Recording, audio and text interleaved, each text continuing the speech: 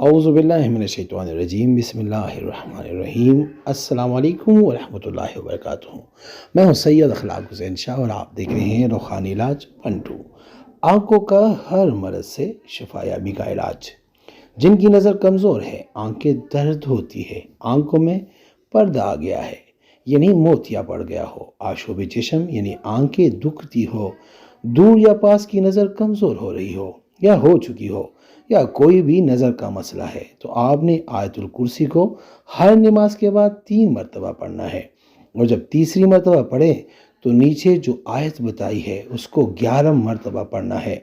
और ख़वातीन, महसूस अयाम में औरत को नमाज का हुक्म नहीं, इनमें जो भी वो 5 नमाज़ों की वक्त आयतुल कुर्सी इस नियत से कि अल्लाह ताला की तारीफ़ है पढ़ लें।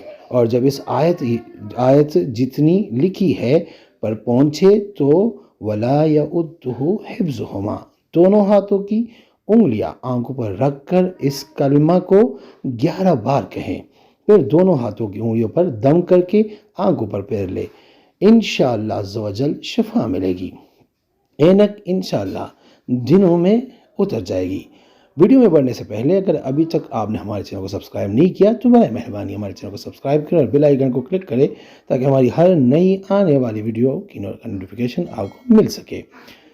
ठीक होने तक अमल जारी रखना है। जिसने अमल करना है वो 3 बार आयतुल कुर्सी पढ़कर मुझे हदिया करके या रब लिख दे, इजाज़त है। और अगर किसी को बताना है तो उसको कहें वो 4 बार आयतुल कुर्सी पढ़कर मुझे हदिया करे।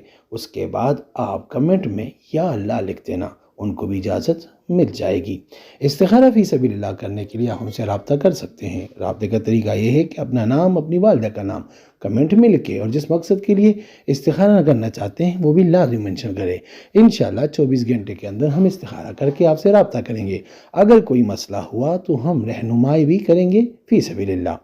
उम्मीद करता हूँ आज की वीडियो आपको पसंद आई होगी। अगर पसंद आई है तो बराए मेहरबानी इसको लाइक करें, शेयर करें ताकि दूसरे भी इससे फ़ायदा उठा सकें और हमारे चैनल को भी लाजमी सब्सक्राइब करें। जज़ाकल्लाह।